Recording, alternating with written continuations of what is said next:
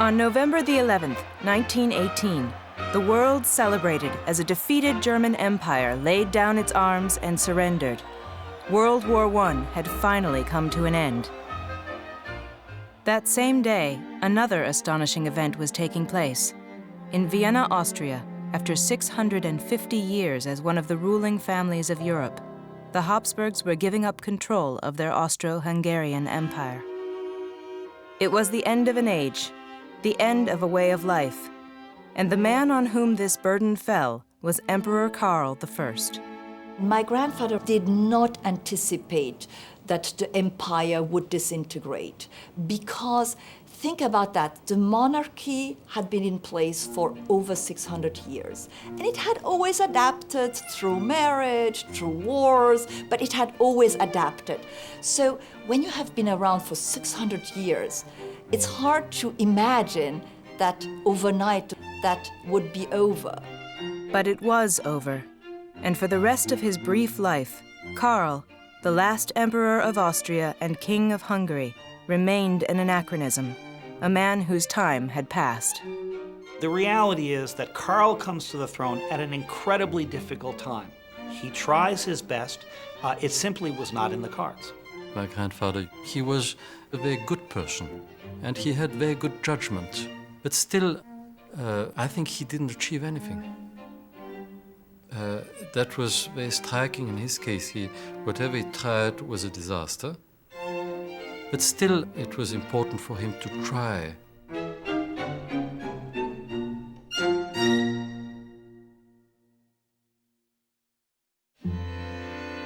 Mid-November 1916, Vienna, Austria. After 2.5 years at war, the citizens of this once gay and prosperous city had grown accustomed to uncertainty and apprehension. But now, even more unsettling events were taking place. The man who'd ruled their empire for the last 68 years, Franz Joseph, Emperor of Austria and King of Hungary, was dying. Emperor Franz Joseph dominated the culture of the empire for some 60 years. His face was in every classroom, in every public office. It was on the money. Everywhere you turned, you had this gentle old grandfatherly man who was seen as the head of state. And there was some concern, how could anybody replace that type of presence? Archduke Karl, the man waiting in the wings to assume his family's throne, was young and untested. He was descended from a long line of Habsburgs who had reigned over the Austro-Hungarian Empire, one of the largest empires on earth.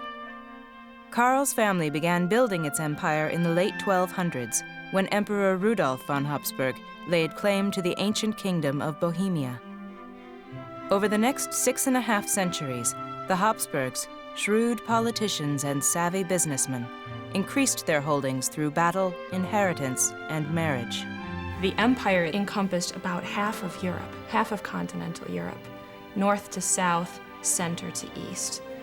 We're talking about 15 different languages, peoples that would later belong to nations as varied as Italy, Slovenia, all of Yugoslavia, Poland, Muslim Slavs, Christians, Jews. In the process, the fate of the Habsburg family and the empire they'd amassed became intertwined. Whereas other countries didn't need dynasties to exist. After all, when you cut off the head of Louis XVI, there's still a France.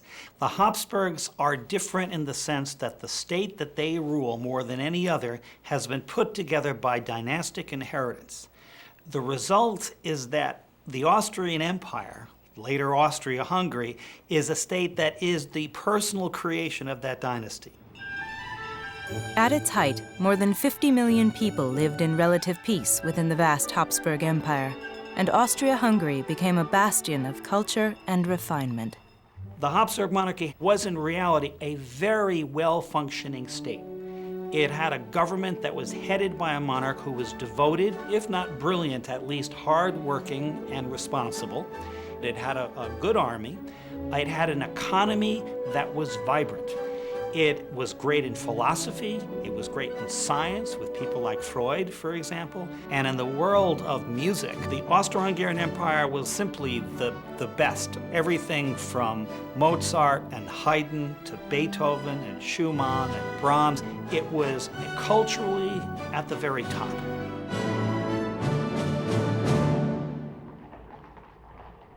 After a brief illness, Emperor Franz Joseph died.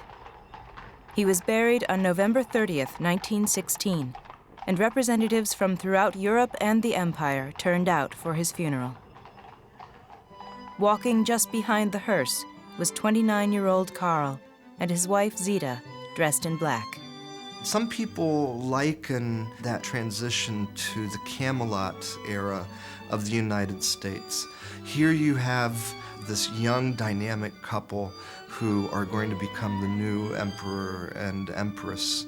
And they're on postcards and in magazines. And so people were taking to this new, young, dynamic emperor who already had a little blonde-haired, curly-haired boy to follow in his footsteps.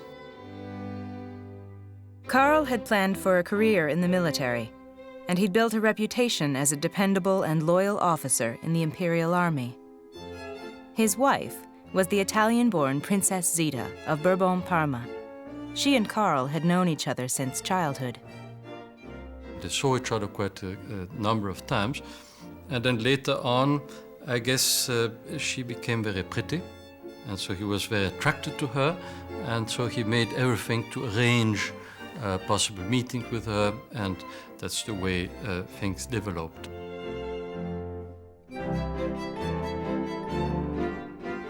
Following their brief engagement, 24-year-old Karl and 19-year-old Zita were married in October 1911. From the start, their relationship was more than just that of man and wife.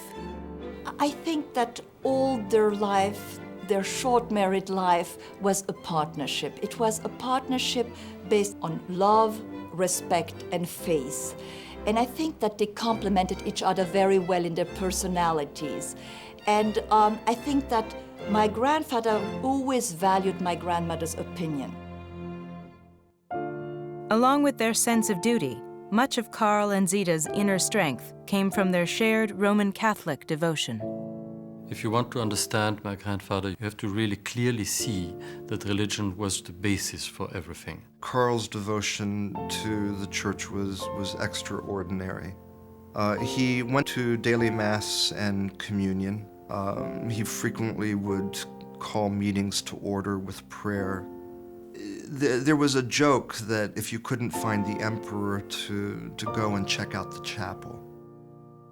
From an early age, Karl received intense religious instruction and inspired a devoted following. At the age of 8, Karl came to the attention of Mother Vincentia, a nun who was said to have the gift of prophecy. She said that the child must be enveloped in prayers and protected because he's going to become emperor, and the gates of hell are going to wage war against him. Her prediction led a group of nuns and priests to form a prayer circle. It grew into the Emperor Karl League of Prayers, an organization that would remain active decades after Karl's death. But not even Mother Vincentia could have predicted that Karl would become emperor at such a young age.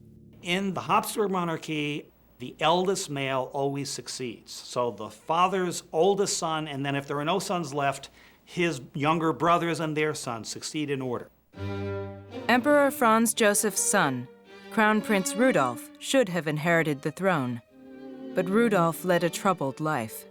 Rudolf was on a death wish. He was married, but he asked several young women to do a double suicide with him. And finally he found one who would. The Crown Prince and his 17-year-old mistress were found dead in a hunting lodge in 1889. Next in line for the throne were Emperor Franz Joseph's two younger brothers, Archdukes Maximilian and Karl Ludwig. Maximilian was eager for power, and he figured that he wasn't going to get the throne of the Austro-Hungarian Empire. Offered an opportunity to become Emperor of Mexico by Napoleon III, Maximilian left Europe, never to return. A group of Mexicans opposed to foreign influence executed him in 1867. Archduke Karl Ludwig proved equally unlucky. He was a religious man and took a pilgrimage to the Holy Land and drank water from the River Jordan that was polluted, and he died. 2 sons survived Karl Ludwig, Archdukes Franz Ferdinand and Karl's father, Otto, nicknamed Handsome Otto. But Otto died at the age of 39 from what was rumored to be venereal disease. His brother, Franz Ferdinand, had problems of his own. Franz Ferdinand makes 2 mistakes.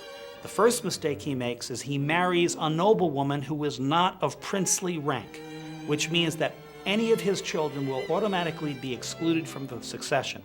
The second mistake is he goes for a ride with his wife in Sarajevo on June the 28th, 1914, and they're both shot to death.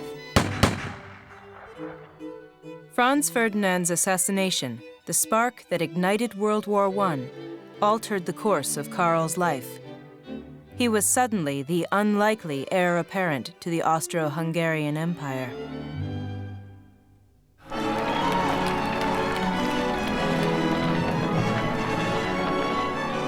In December 1916, 29-year-old Karl and 24-year-old Zita were crowned in an elaborate ceremony in Budapest. Their young son, Archduke Otto, was by their side. As emperor, Karl's first priority was the plight of his people. Austria-Hungary was at war. In August 1914, World War I had erupted across Europe. The British, French, and Russians were pitted against the allied German and Austro-Hungarian empires. But the Austro-Hungarians were not on equal footing with their ally.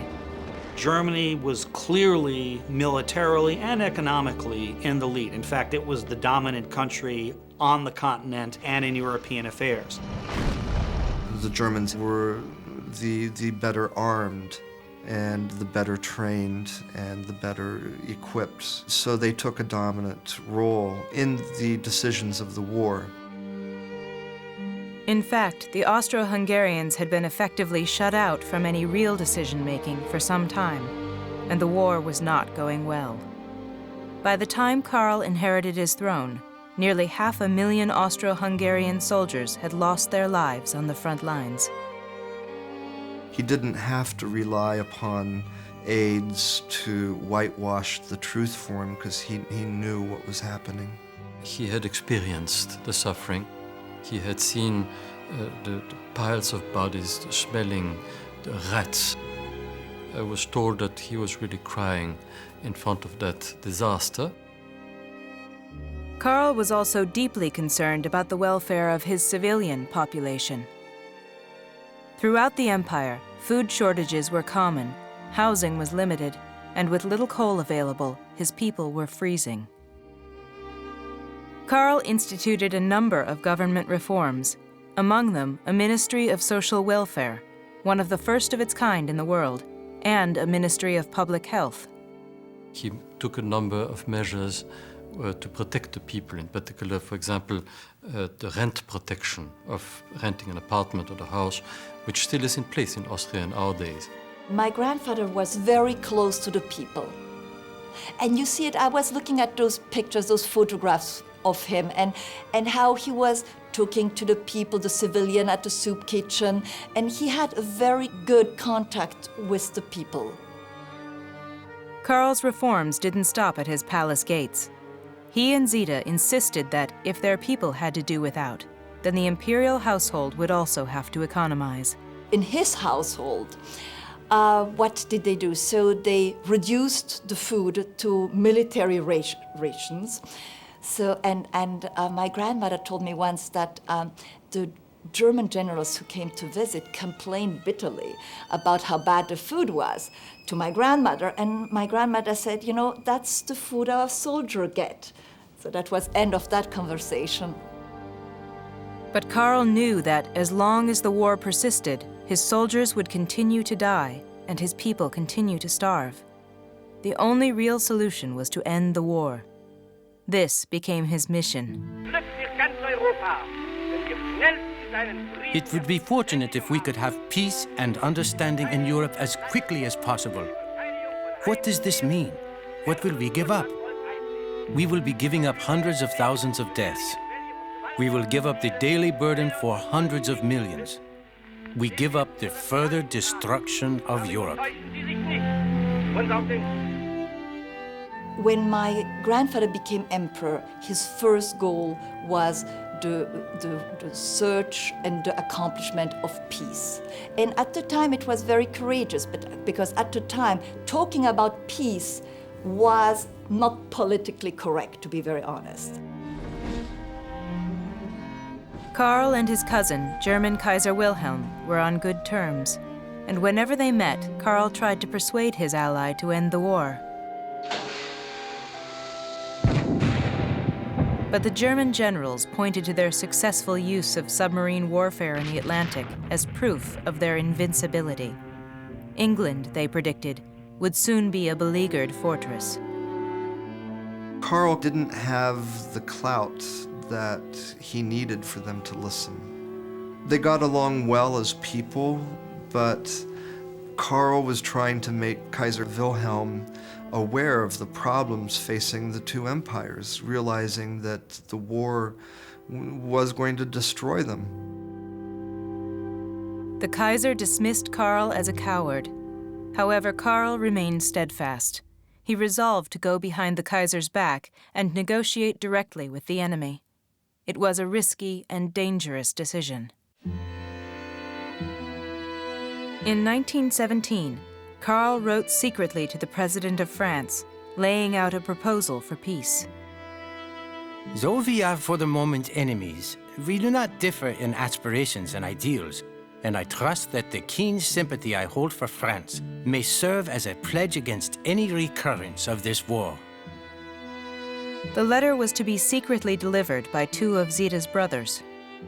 Through that family relationship, he is able to begin negotiations with France to get Austria out of the war. It is my earnest hope that we may put an end to the misery and grief suffered by so many millions. I beg you to believe in my heartfelt affection. Karl. Karl promised to press Germany for the return of the captured French territory of Alsace-Lorraine. But the war's tide had turned. The Americans had entered the conflict, and the French and British, confident of Allied victory, were not as willing to negotiate a peaceful end to the war unless their terms were met. In April 1918, Karl's secret peace negotiations were made public by the French government, and the Germans greeted what they viewed as Karl's treachery with outrage. Nobody really could justifiably blame Karl for the attempt at a separate peace, except the Germans. And for that, Karl earned the revenge of the Germans, who essentially took over control of Austro-Hungary and its allies. It took control over foreign policy, war policy, and now Austria was fettered to the Germans. It blew up in Emperor Karl's face because the French and English didn't know what to do with this man, and it was also his downfall because then he was kind of taken out of the equation for any kind of diplomacy. Over the next 6 months, Karl's situation continued to deteriorate. On the front lines, German and Austro-Hungarian troops were losing ground. Some of Karl's soldiers began deserting. Meanwhile, within the empire, thousands of workers went on strike. Extremists took to calling for national independence and even for Karl's abdication. Nationalism is a new phenomenon. It's thoroughly modern. These different groups are saying, no, we're more different than we are similar. We have our own poetic tradition, our own artists, our own songs, our own dance. Our politics should match this. In the fall of 1918, in an effort to maintain stability and retain his throne, Karl published what became known as the People's Manifesto. Austria-Hungary would be transformed into a federation of equal states.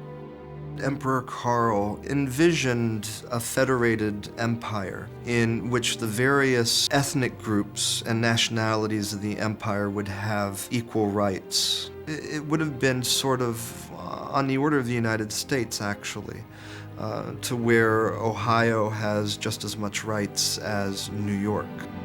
But it was too little and too late.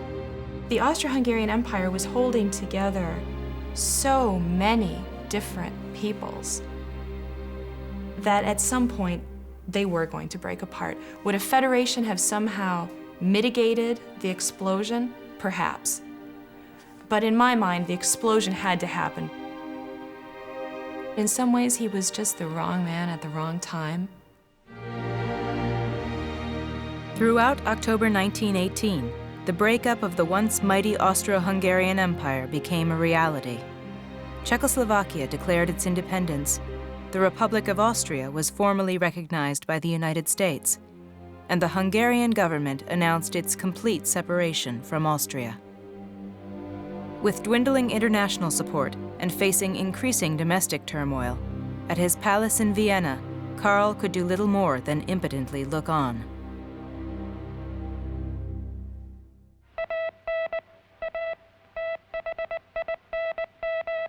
At 11 o'clock on November 11, 1918, World War I came to an end.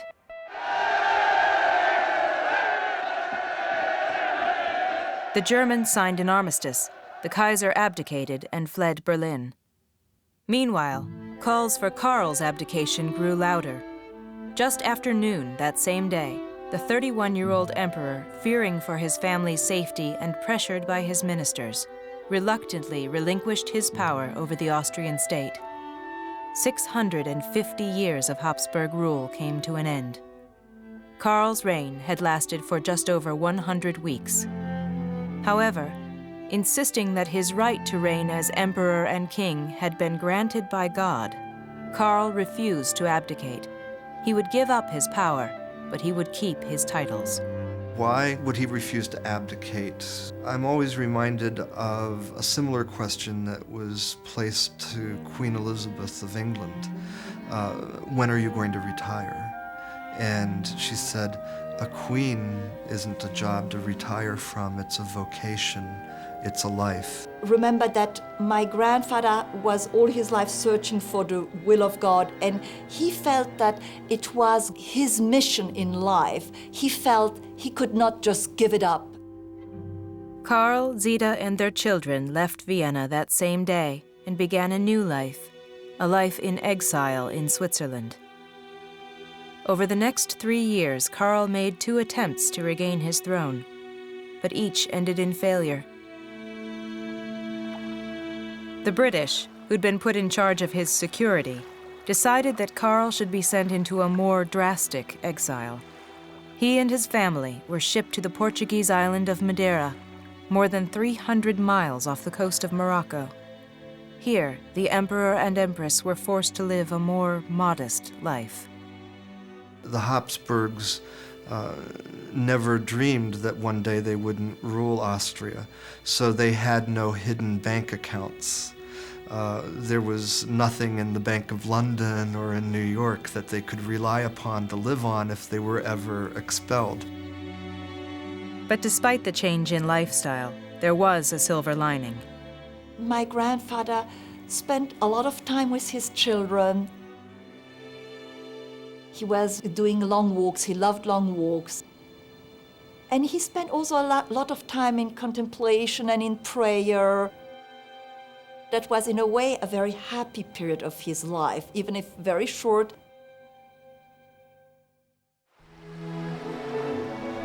After 6 months in a cold and damp house, Karl, never robust, came down with pneumonia. His condition rapidly deteriorated. In those final hours of his life, there were a few very important things which came back. And the first thing is that he dearly loved my grandmother, and so he said goodbye to her, and he told her that he loved her immensely. He also named all his children and said he was asking Jesus to take them in his protection. And also he was thinking of his people, and so he clearly said that he was ready to offer his life for the future of his people, that they would get together one day. Karl died on April 1st, 1922. He was 34 years old. At the time of his death, his 30-year-old widow was pregnant with her 8th child.